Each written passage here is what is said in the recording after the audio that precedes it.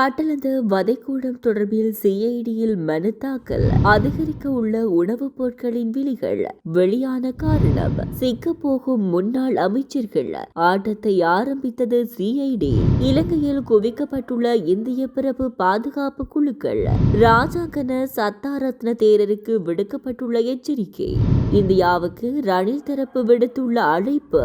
தற்காப்பு என்பது கொலையாகாது நியாயப்படுத்தும் ஐக்கிய தேசிய கட்சியின் தவிசாளர். இலங்கை விஜயம் குறித்து இந்திய பிரதமர் வெளியிட்டுள்ள தகவல்.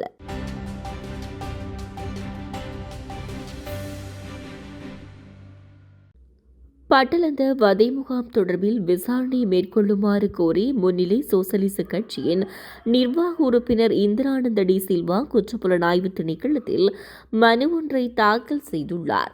குறித்த நபர் குற்றப்புலனாய்வு திணைக்களத்தில் நேற்று மனு ஒன்றை சமர்ப்பித்துள்ளார்.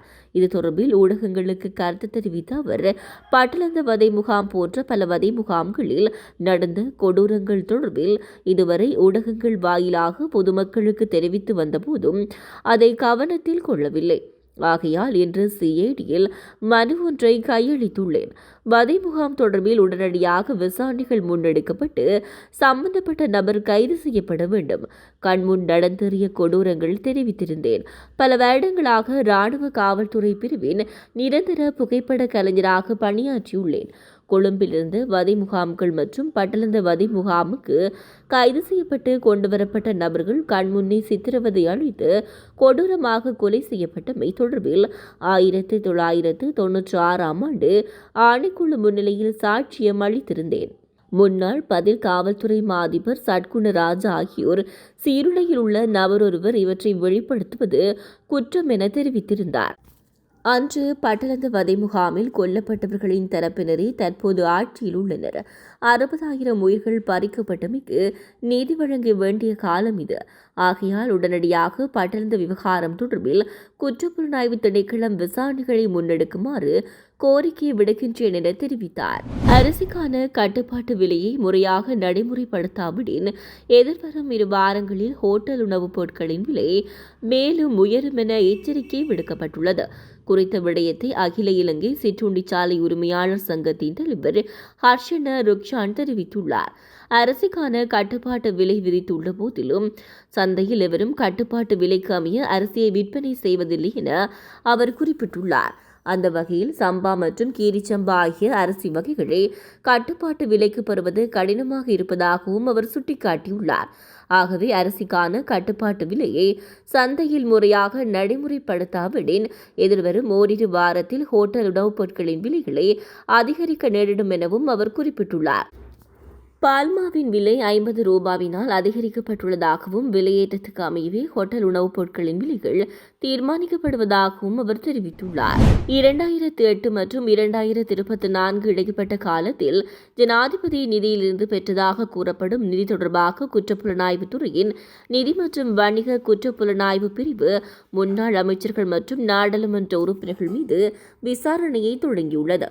இந்த நிதியை வழங்குவது தொடர்பான 22 கோப்புகளை குற்றப்புலனாய்வு திணைக்களம் ஆராய்ந்து வருவதாக காவல்துறை தெரிவித்துள்ளது.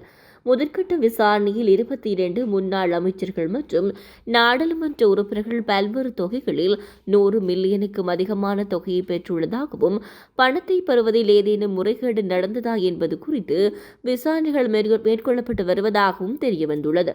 விசாரணைகளின் ஒரு பகுதியாக ஜனாதிபதி நிதி கணக்கிலிருந்து வழங்கப்பட்ட காசோலைகளின் விவரங்களை அணுக குற்றப்புலனாய்வு திணைக்கள அதிகாரிகள் அன்று கோட்டை நீதவான் நீதிமன்றத்திடம் ஒப்புதல் கோரியிருந்தனர். இந்தியாவிலிருந்து உயர்மட்ட பிறப்பு பாதுகாப்பு குழு இலங்கை வந்துள்ளதாக தகவல் வெளியாகியுள்ளது.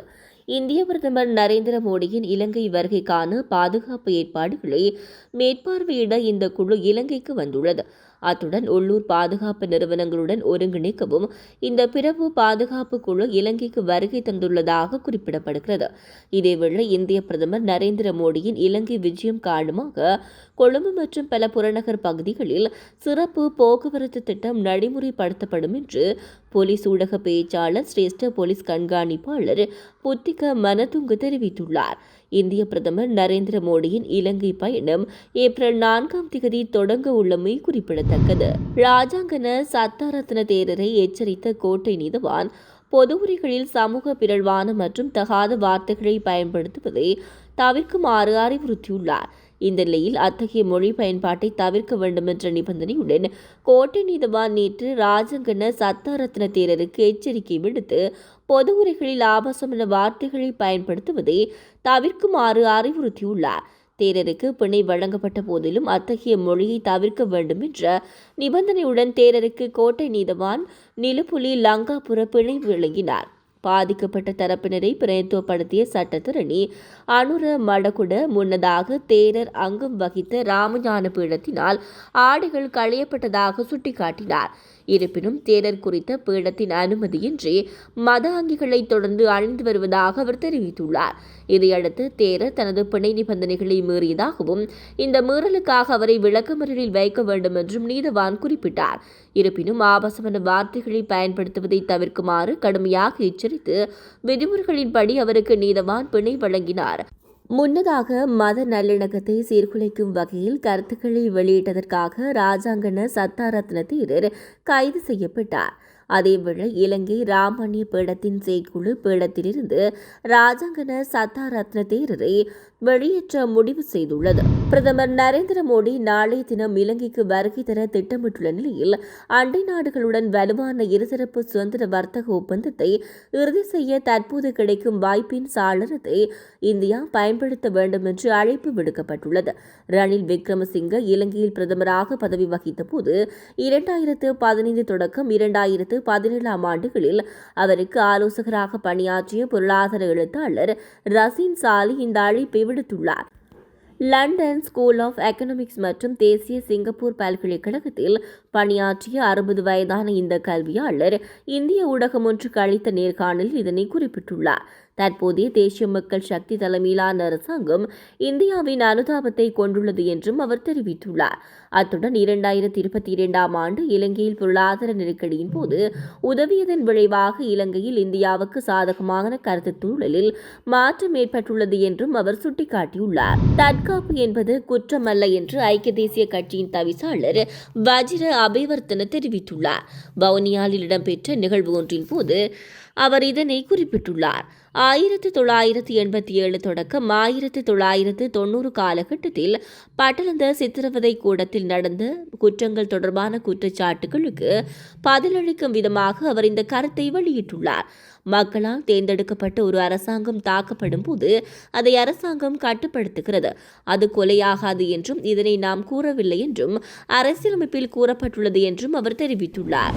இந்திய பிரதமர் நரேந்திர மோடி நாளை முதல் 6ஆம் தேதி வரை இலங்கைக்கான விஜயத்தில் ஈடுபடவுள்ளார். இந்த நிலையில் பிரதமர் நரேந்திர மோடியும் இந்த வருகை குறித்து தன்னுடைய சமூக ஊடக கணக்கில் ஒரு பதிவை வெளியிட்டார். அவரது பதிவில் எனது இலங்கை பயணம் 4ஆம் தேதி முதல் 6ஆம் தேதி வரை நடைபெறும். ஜனாதிபதி அனுரகுமார் திசாநாயக்கவின் வெற்றிகரமான இந்திய பயணத்தை தொடர்ந்து இந்த பயணம் நடைபெறுகிறது. பன்முகத்தன்மை கொண்ட இந்தியா இலங்கை நட்பை நாங்கள் மதிப்பாய்வு செய்வோம். மேலும் ஒத்துழைப்பின் புதிய வழிகளை பற்றி விவாதிப்போம். அங்கு நடைபெறும் பல்வேறு சந்திப்புகளை நான் எதிர்பார்க்கின்றேன் என பதிவிட்டுள்ளார். இலங்கை வரும் இந்திய பிரதமர் ஜனாதிபதி அனுரகுமார் திசாநாயக்க பிரதமர் ஹரணி அமரசூரியவுடன் இருதரப்பு பேச்சுவார்த்தையில் ஈடுபடவுள்ளார். இதன்போது புதிய ஒப்பந்தங்கள் கைச்சாத்திடப்பட உள்ளன. இதேவேளை இந்திய அரசின் நிதியுதவியின் கீழ் மேற்கொள்ளப்பட்ட செயற்றிட்டங்களை மக்களிடம் கையளிக்கும் நிகழ்விலும் இந்திய பிரதமர் கலந்து கொள்ளவுள்ளமை குறிப்பிடத்தக்கது.